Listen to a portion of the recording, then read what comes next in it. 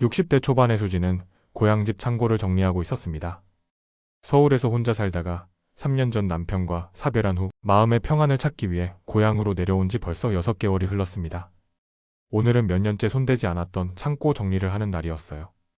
먼지투성이인 상자들과 오래된 가구들 사이에서 수지는 한 권의 낡은 일기장을 발견했습니다. 고등학교 시절 자신이 썼던 일기장이었어요. 페이지를 넘기다가 한 통의 편지가 떨어졌습니다. 노랗게 변한 편지 봉투에는 수진에게라고 적혀 있었고 발신인은 준호였습니다. 수진의 심장이 쿵 하고 뛰었습니다. 준호, 그 이름만으로도 가슴 깊은 곳에서 묻어두었던 기억들이 물밀듯 밀려왔어요. 40년 전 첫사랑의 이름이었습니다. 떨리는 손으로 편지를 펼쳐보니 준호의 익숙한 글씨체가 나타났습니다. 수진아, 그날 만나지 못해 정말 미안해.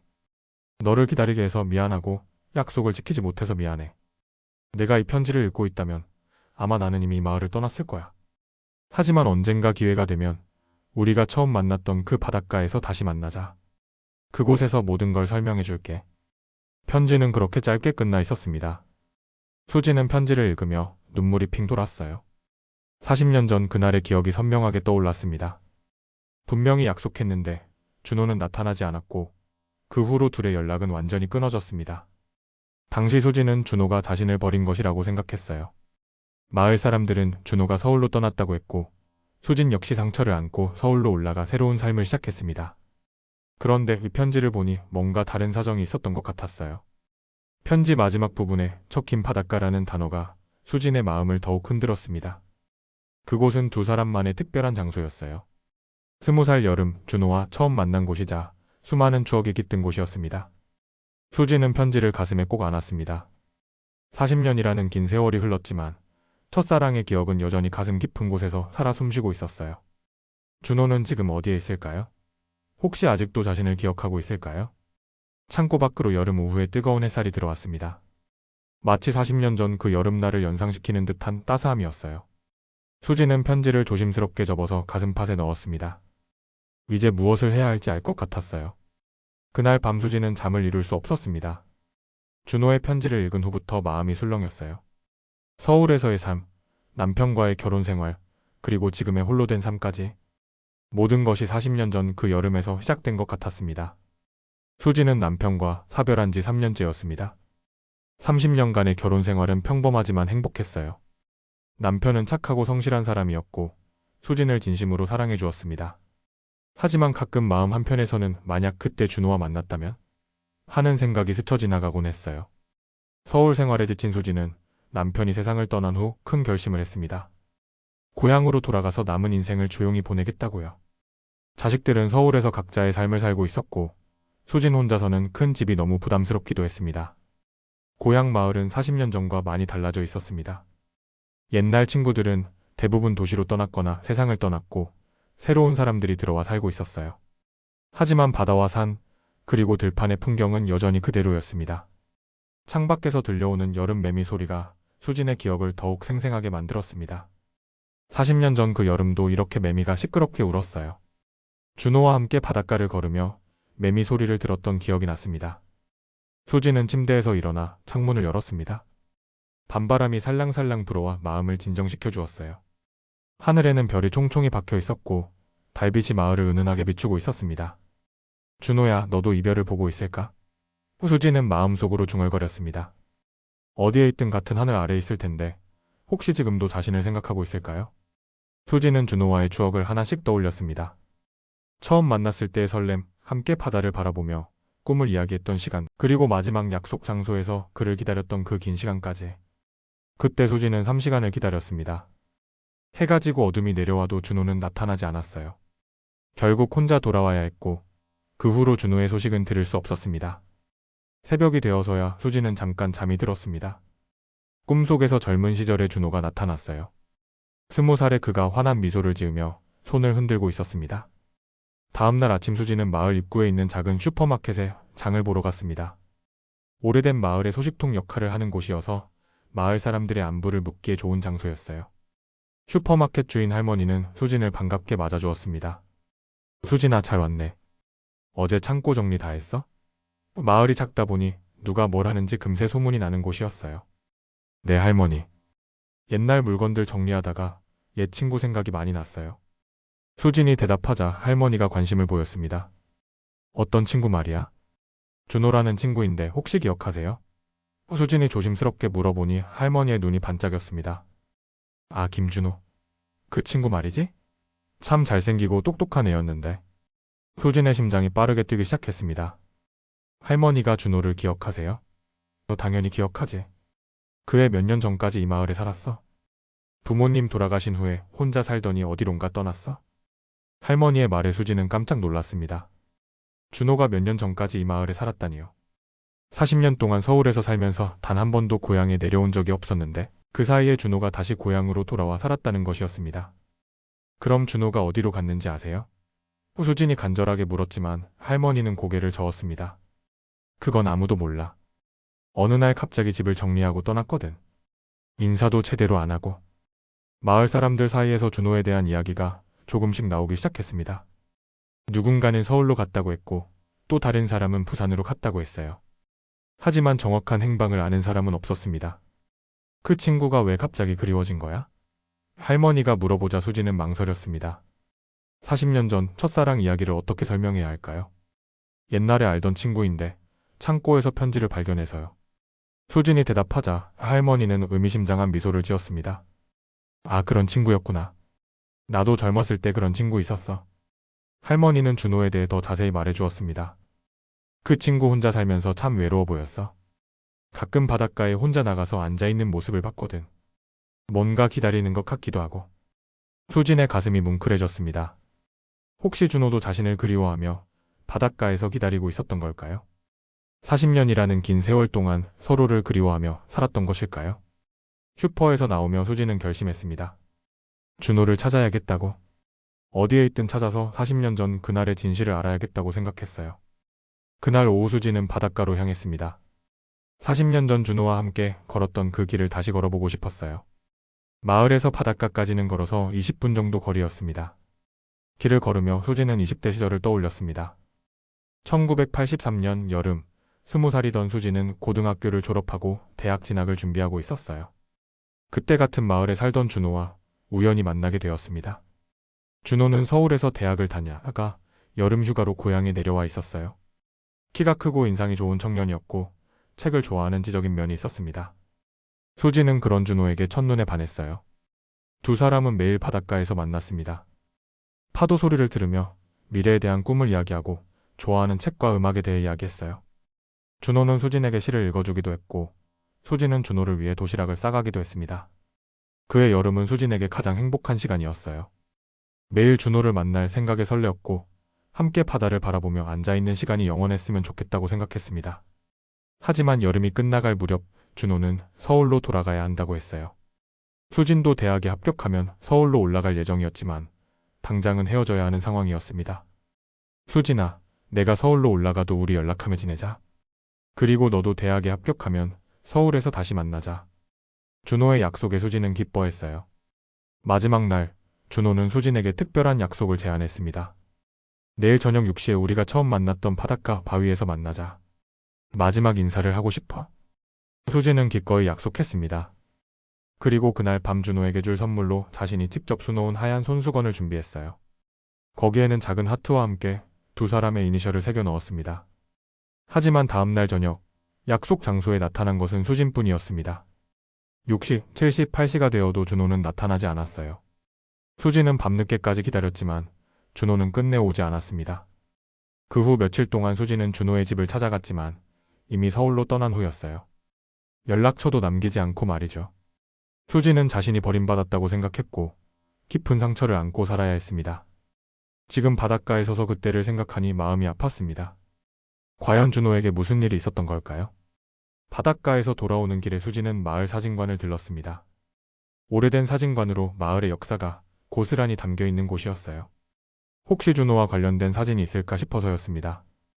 사진관 주인 할아버지는 70대 후반으로 마을에서 50년 가까이 사진관을 운영해 오신 분이었어요. 수진이가 왔구나. 뭘 찾고 있는 거야?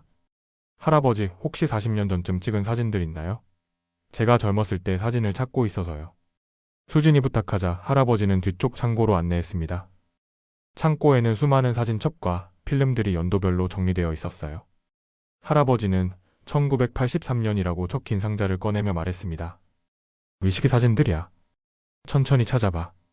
수지는 가슴 떨리는 마음으로 사진들을 하나씩 살펴보기 시작했습니다. 마을 축제 사진, 결혼식 사진, 돌잔치 사진들이 시간 순서대로 정리되어 있었어요.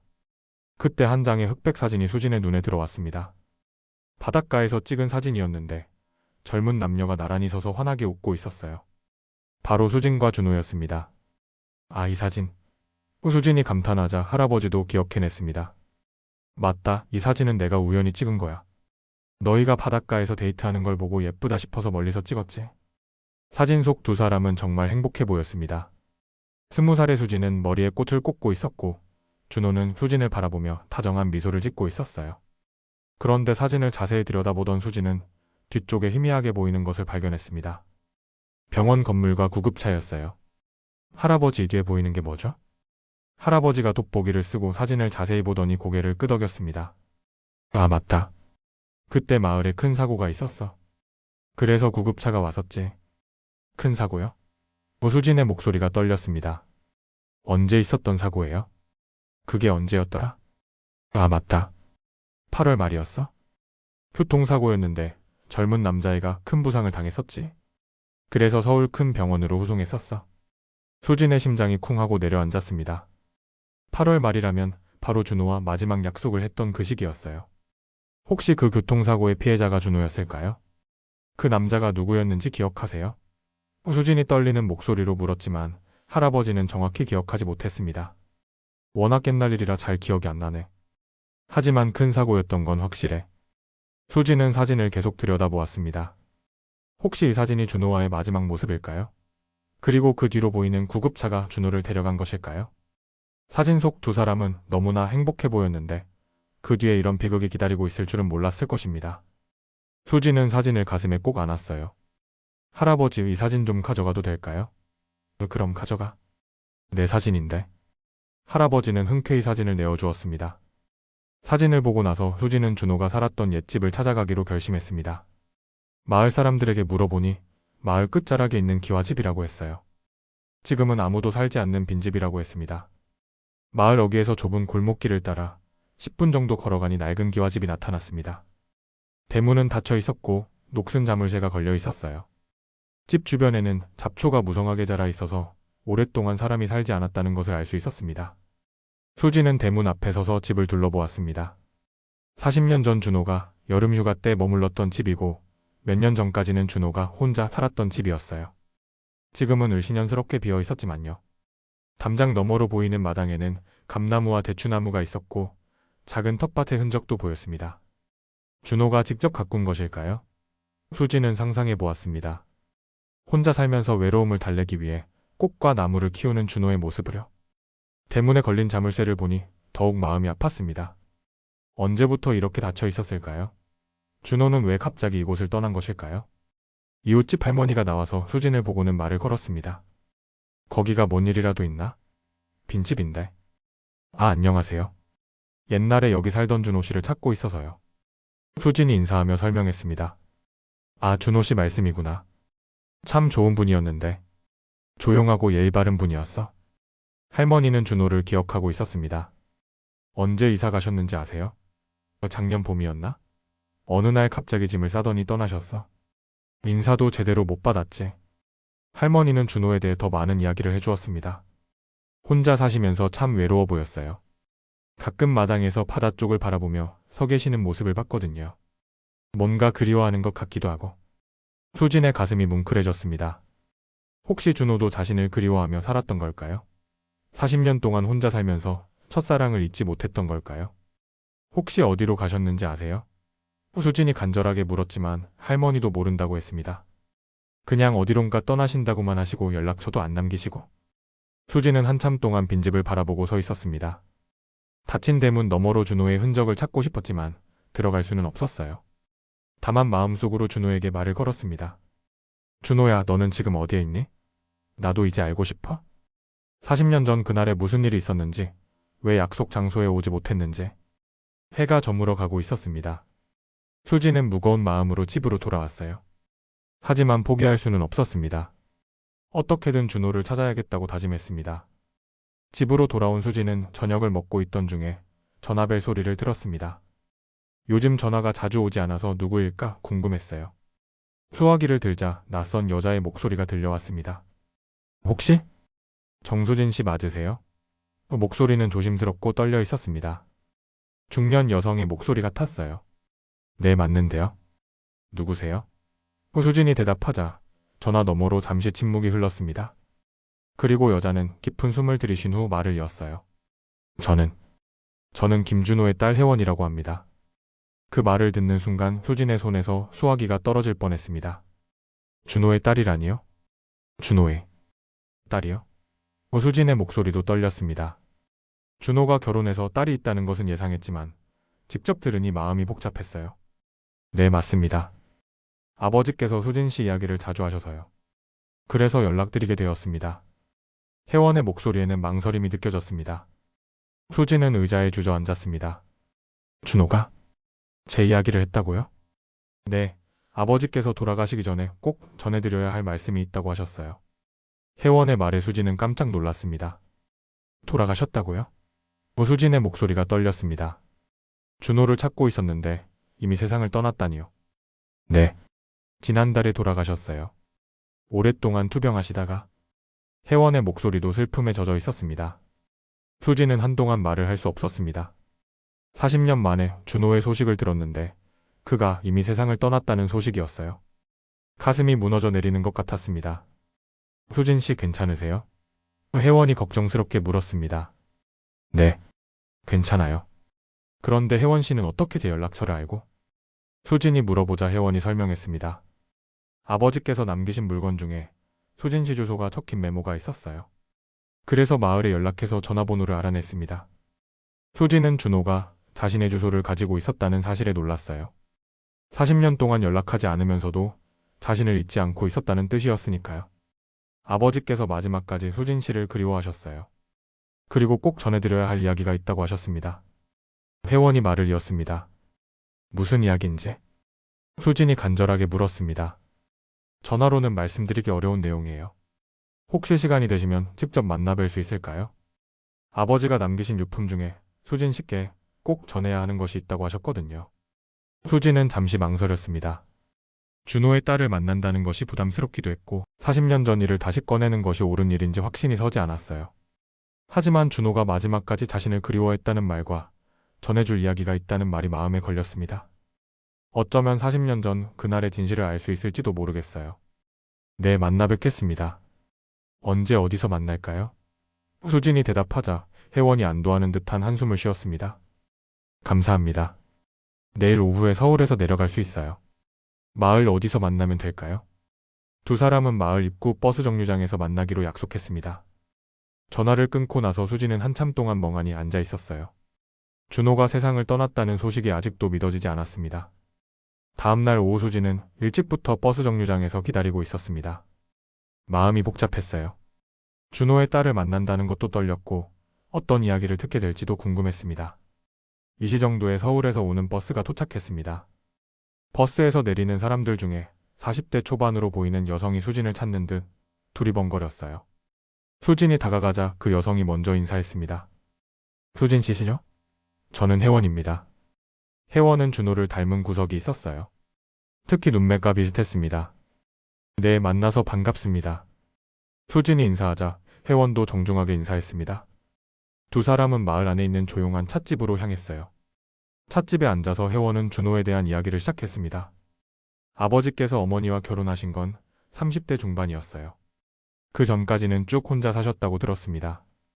수진은 조용히 들었습니다. 준호가 30대 중반까지 혼자 살았다는 것은 10년 넘게 결혼하지 않았다는 뜻이었어요. 어머니 말씀으로는 아버지께서 평생 잊지 못하는 사람이 있다고 하셨대요. 그 사람이 바로 수진 씨시뇨? 혜원이 조심스럽게 물었습니다. 수진은 고개를 끄덕였습니다. 저희는 아주 오래전에 알던 사이예요. 아버지께서 병원에 계실 때 자주 수진 씨 이야기를 하셨어요. 그때 못 만난 것이 평생 한이라고 하시면서. 혜원의 말에 수진의 눈시울이 붉어졌습니다. 혜원은 가방에서 작은 상자를 꺼냈습니다. 아버지께서 수진 씨께 꼭 전해드리라고 하신 물건들이에요. 수진은 떨리는 손으로 상자를 받았습니다. 나무로 만든 작은 상자였는데 준호가 직접 만든 것 같았어요. 그리고 아버지께서 마지막에 하신 말씀이 있어요. 회원이 말을 이었습니다. 40년 전 그날 수진 씨와 약속했던 날에 큰 교통사고를 당하셨다고 해요. 수진의 심장이 뛰기 시작했습니다. 역시 그랬구나 싶었어요. 약속 장소로 가시는 길에 트럭과 충돌 사고가 났대요. 의식을 잃고 서울병원으로 후송되었고 깨어나기까지 석 달이 걸렸다고 하셨어요. 수진은 눈물이 났습니다. 40년 동안 준호가 자신을 버렸다고 생각했는데 사실은 사고 때문이었던 거예요. 깨어나서 바로 마을로 내려왔지만 이미 수진 씨는 서울로 떠나신 후였대요. 그 후로 계속 찾으셨지만 만날 수 없었다고 하셨어요. 수진은 울음을 참을 수 없었습니다. 40년간의 오해가 한순간에 풀리는 순간이었어요. 아버지께서 가장 후회하시는 건 그날 약속을 지키지 못한 것이라고 하셨어요. 그리고 수진 씨가 자신을 원망하며 살았을 거라고 생각하셔서 더욱 괴로워하셨어요. 혜원도 눈물을 흘리며 말했습니다.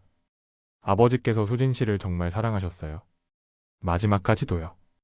혜원이 건네준 나무 상자를 받아든 수진은 한참 동안 열지 못했습니다. 40년 만에 준호의 마지막 선물을 받는 순간이었으니까요. 혜원이 조용히 기다려 주었어요. 드디어 상자를 열자 안에는 두 가지 물건이 들어 있었습니다. 하나는 하얀 손수건이었고 다른 하나는 편지였어요. 손수건을 보는 순간 수진은 깜짝 놀랐습니다. 그것은 40년 전 수진이 준호에게 주려고 만들었던 바로 그 손수건이었어요. 하얀 천의 작은 하트와 함께 SJ라고 수놓아 놓은 손수건이었습니다. 수진이 직접 바느질한 그 손수건이 40년의 세월을 거쳐 자신에게 돌아온 것이었어요. 이 손수건이. 수진이 떨리는 목소리로 말하자 혜원이 설명했습니다. 아버지께서 평생 간직하고 계셨어요. 지갑 안에 항상 가지고 다니셨다고 하더라고요. 혜원의 말에 수진은 더욱 감동했습니다. 수진은 40년 전 그날을 떠올렸습니다. 마지막 만남에서 준호에게 선물하려고 정성스럽게 만든 손수건이었어요. 하지만 준호가 나타나지 않아서 건네지 못했고 그 후로 서랍 깊숙이 넣어두었던 기억이 났습니다. 그런데 이 손수건을 준호가 어떻게? 수진이 의아해하자 혜원이 편지를 가리켰습니다. 그 편지에 자세한 이야기가 적혀 있을 거예요. 아버지께서 수진 씨만을 위해 쓰신 편지예요. 수진은 떨리는 손으로 편지를 펼쳤습니다. 준호의 익숙한 글씨체가 나타났어요. 하지만 40년 전의 젊은 글씨와는 달리 나이가 든 흔적이 느껴졌습니다. 사랑하는 수진아, 이 편지를 내가 읽고 있다면 나는 이미 너를 떠나 있을 거야. 40년 동안 말하지 못했던 이야기를 이제라도 해야겠어. 편지는 그렇게 시작되었습니다. 수진은 눈물을 흘리며 계속 읽어 내려갔어요. 그날 너와의 마지막 약속을 지키러 가는 길에 큰 사고가 났어. 트럭과 충돌해서 의식을 잃었고 깨어났을 때는 이미 겨울이 되어 있었어. 너를 얼마나 걱정했는지 몰라. 수진의 눈에서 눈물이 멈추지 않았습니다. 병원에서 나오자마자 바로 내 집으로 달려갔지만 이미 너는 서울로 떠난 후였어. 내가 두고 간 이 손수건을 내 어머니께서 주시면서 내가 얼마나 상처받고 떠났는지 말씀해 주셨어. 그제서야 수진은 알았습니다. 준호가 어떻게 그 손수건을 가지게 되었는지를요. 40년 동안 이 손수건을 지갑에 넣고 다녔어. 너를 그리워할 때마다 꺼내서 보곤 했지. 이제 이 손수건을 다시 내게 돌려줄 수 있어서 다행이야. 편지는 준호의 진심 어린 사과와 함께 변함없는 사랑을 담고 있었습니다. 수진은 손수건을 가슴에 꼭 안고 울었어요. 편지를 다 읽고 나서 수진은 한참 동안 말을 하지 못했습니다. 40년간의 오해가 완전히 풀리는 순간이었어요. 준호는 자신을 버린 것이 아니라 사고 때문에 약속을 지키지 못했던 것이었습니다. 편지에는 더 자세한 이야기가 적혀 있었습니다. 준호는 사고 후 몇 달간 의식을 잃고 있었고 깨어난 후에도 몸이 완전히 회복되기까지 오랜 시간이 걸렸다고 했어요. 그 사이에 수진은 이미 서울로 떠나 새로운 삶을 시작한 후였습니다. 준호는 수진을 찾기 위해 많은 노력을 했지만 쉽지 않았다고 했어요. 당시에는 지금처럼 연락망이 발달하지 않았고 수진도 결혼 후 성이 바뀌어서 더욱 찾기 어려웠다고 했습니다. 나는 평생 너만을 사랑했어.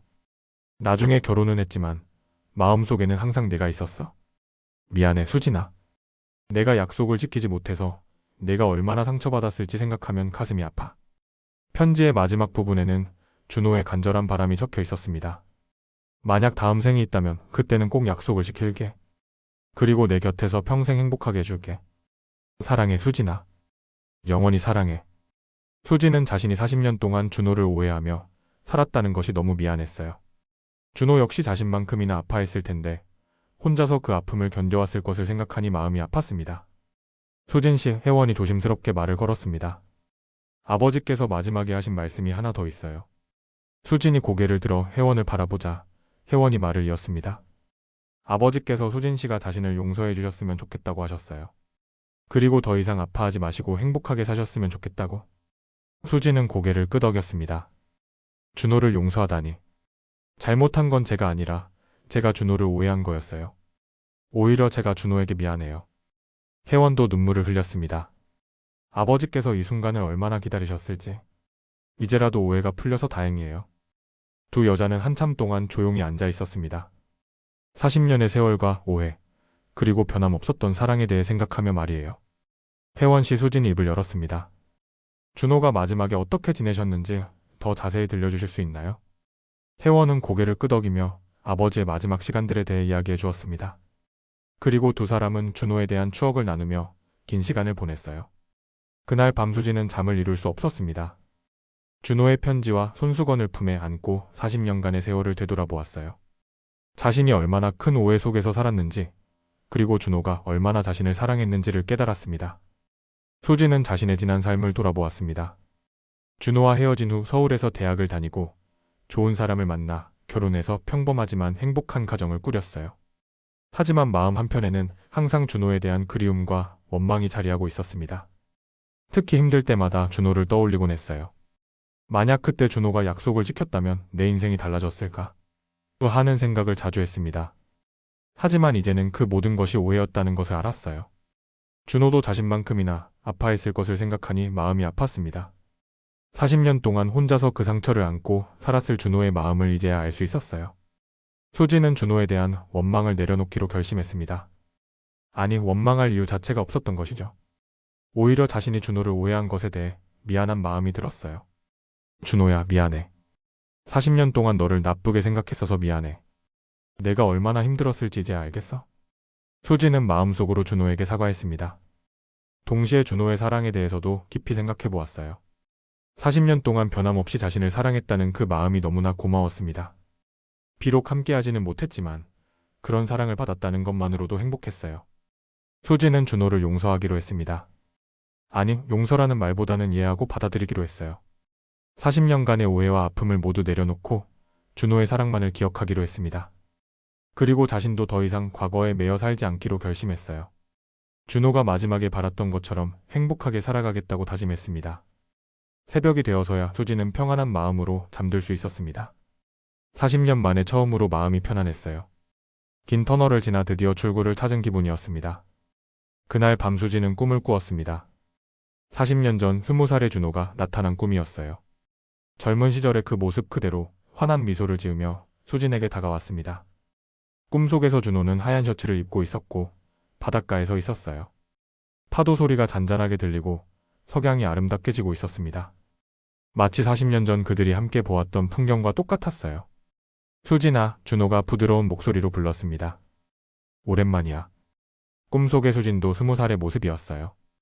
하얀 원피스를 입고 머리에는 작은 꽃을 꽂고 있었습니다. 준호를 보자 반가우면서도 서운한 마음이 들었어요. 준호야, 왜 그날 오지 않았어? 얼마나 기다렸는지 몰라. 수진이 말하자 준호의 표정이 미안해졌습니다.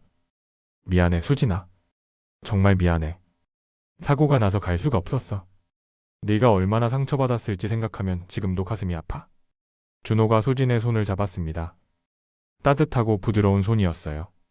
40년 전 느꼈던 그 설렘이 그대로 전해져 왔습니다. 나도 이제 알았어. 네가 일부러 안 온 게 아니라는 걸. 수진이 대답하자 준호가 안도하는 표정을 지었습니다. 고마워, 수진아. 내가 이해해줘서 정말 고마워. 두 사람은 바닷가를 따라 천천히 걸었습니다. 40년 전처럼 손을 잡고 말이에요. 파도가 발끝을 적시고 바닷바람이 머리카락을 흩날렸습니다. 수진아, 이제 울지 마. 준호가 수진의 뺨에 맺힌 눈물을 닦아주며 말했습니다. 우리 이제 더 이상 아파하지 말자. 응, 준호야. 이제 안 울어. 수진이 고개를 끄덕였습니다. 준호가 수진을 꼭 안았습니다. 따뜻하고 포근한 품이었어요. 40년 동안 그리워했던 그 품이었습니다. 사랑해 수진아. 언제까지나 사랑해. 준호가 귓가에 속삭였습니다. 나도 사랑해 준호야. 꿈속에서 두 사람은 영원히 함께 있을 수 있었어요. 시간도 나이도 상관없이 말이죠.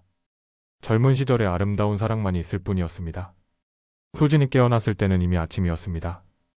꿈이었지만 너무나 생생해서 아직도 준호의 온기가 느껴지는 것 같았어요. 마음이 평안했습니다. 혜원과 만난 지 며칠 후 수진은 혜원으로부터 다시 연락을 받았습니다. 준호가 생전에 가장 좋아했던 장소가 있는데 그곳에 함께 가지 않겠냐는 제안이었어요. 아버지께서 자주 혼자 가시던 바닷가가 있어요. 그곳이 아버지와 수진 씨의 추억이 담긴 곳이라고 하시더라고요. 혜원의 말에 수진은 바로 그곳이 어디인지 알 수 있었습니다.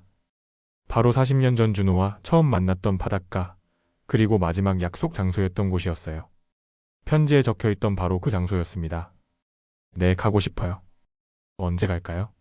수진이 대답하자 혜원이 주말에 함께 가자고 제안했습니다. 토요일 오후 혜원이 차를 몰고 수진을 데리러 왔습니다. 마을에서 바닷가까지는 차로 30분 정도 거리였어요. 가는 길에 혜원은 준호에 대한 더 많은 이야기를 들려주었습니다. 아버지께서 이 길을 정말 자주 다니셨어요. 특히 마음이 힘들 때마다 혼자 바닷가에 가서 한참을 앉아 계시곤 하셨어요. 혜원의 말을 들으며 수진은 마음이 아팠습니다. 바닷가에 도착하자 수진은 깊은 감동을 받았습니다. 40년이 지났지만 그곳은 여전히 아름다웠어요. 푸른 바다와 하얀 백사장, 그리고 두 사람이 함께 앉았던 큰 바위까지 모든 것이 그대로 있었습니다. 저기 바위에서 아버지께서 자주 앉아 계셨어요. 혜원이 가리키는 곳은 바로 수진과 준호가 처음 만났던 바위였습니다. 수진은 천천히 그 바위로 걸어갔습니다. 40년 전 20살의 자신과 준호가 그곳에서 함께 앉아 미래를 이야기했던 기억이 생생했어요. 바위에 앉아 당시의 감정이 그대로 되살아났습니다. 바다는 여전히 아름다웠습니다. 파도가 잔잔하게 밀려왔다가 다시 빠져나가고 갈매기들이 자유롭게 날아다니고 있었어요. 40년 전에도 이런 풍경이었겠구나 싶었습니다. 혜원 씨 잠깐 혼자 있을 수 있을까요? 수진이 부탁하자 혜원은 이해한다는 듯 고개를 끄덕였습니다. 네, 충분히 시간 가지세요. 저는 저쪽에서 기다리고 있을게요. 혜원이 멀어지자 수진은 바위에 앉아 바다를 바라보았습니다. 마음속으로 준호에게 말을 걸기 시작했어요. 준호야, 여기가 우리가 처음 만난 곳이지? 너도 기억하니? 그때 내가 여기 앉아서 시집을 읽고 있었는데 내가 지나가다가 궁금해서 말을 걸었지. 바람이 불어와 수진의 머리카락을 흩날렸습니다. 마치 준호가 대답하는 것 같았어요. 그때 우리 참 순수했지? 매일 여기서 만나서 꿈 이야기하고 미래 계획도 세우고 네가 작가가 되고 싶다고 했을 때 내가 얼마나 멋있다고 생각했는지 몰라. 수진은 40년 전의 추억을 하나씩 떠올렸습니다. 준호와 함께 바다를 바라보며 꿈을 이야기했던 시간들, 손을 잡고 백사장을 걸었던 순간들, 그리고 서로를 바라보며 웃었던 그 표정들까지. 준호야, 나 이제 알았어. 네가 얼마나 나를 사랑했는지, 그리고 그날 모든 게 내 잘못이 아니라는 것도. 미안해. 40년 동안 너를 오해해서 정말 미안해. 파도 소리가 잔잔하게 들려왔습니다. 평화로운 소리였어요. 수진은 마음이 차츰 편안해지는 것을 느꼈습니다. 한참을 바위에 앉아있던 수진은 혜원이 다가오는 소리를 들었습니다. 혜원의 손에는 작은 항아리가 들려 있었어요. 수진 씨의 아버지께서 당신과 함께 이곳에 오시기를 원하셨어요. 혜원이 조심스럽게 말하며 항아리를 내밀었습니다. 아버지의 유골 일부입니다. 수진은 깜짝 놀랐습니다. 혜원 씨 이런 소중한 것을. 아버지의 유언이었어요. 수진 씨와 함께 이 바다에 뿌려달라고 하셨어요. 이곳이 아버지에게 가장 소중한 곳이었다고 하시면서요. 수진의 눈에 눈물이 맺혔습니다. 준호의 마지막 소원이 자신과 함께 이 바다로 돌아가는 것이었다니요. 정말 그렇게 하셔도 될까요? 수진이 떨리는 목소리로 물었습니다. 네, 아버지께서 그렇게 원하셨어요. 그리고 저도 그게 맞다고 생각해요. 아버지께서 가장 행복했던 곳이니까요.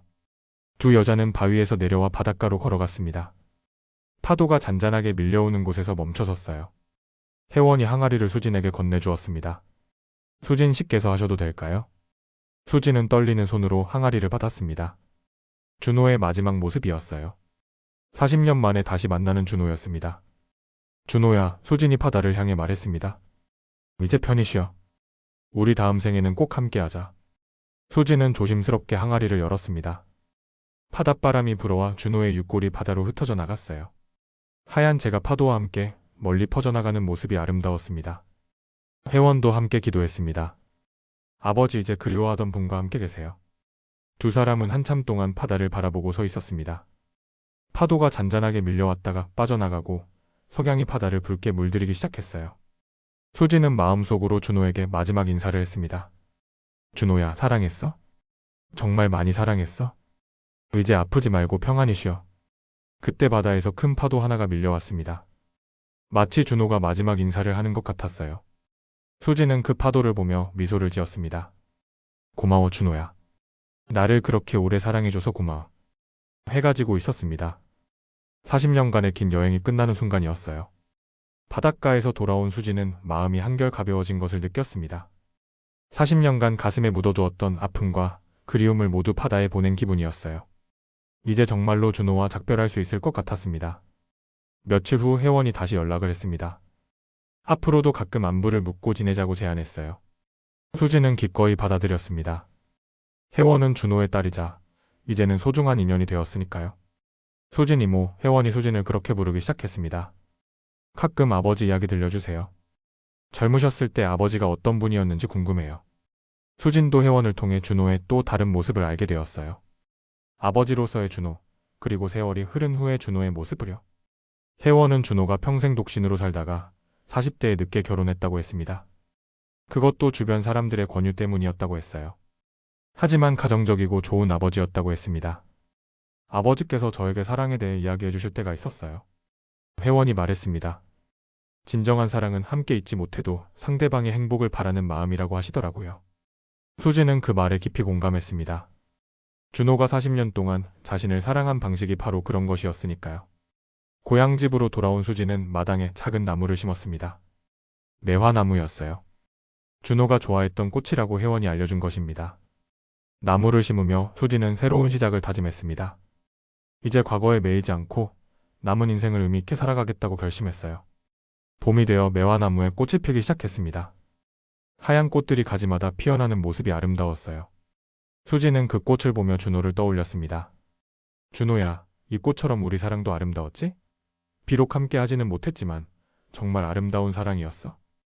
혜원이 가끔 고향집을 찾아왔습니다. 매화꽃을 보며 아버지 이야기를 나누기 위해서였어요. 두 사람은 준호를 그리워하는 마음으로 더욱 가까워졌습니다. 수진 이모, 아버지께서 정말 행복하셨을 것 같아요. 혜원이 매화꽃을 바라보며 말했습니다. 마지막에 이모와 마음이 통했으니까요. 수진도 고개를 끄덕였습니다. 나도 그래. 준호와 다시 마음이 통할 수 있어서 정말 다행이야. 여름이 다시 찾아왔습니다. 수진이 고향으로 돌아온 지 1년이 지난 시점이었어요. 작년 이맘때 준호의 편지를 발견했던 것이 엊그제 같은데 벌써 1년이라는 시간이 흘렀습니다. 수진은 책상에 앉아 편지를 쓰고 있었습니다.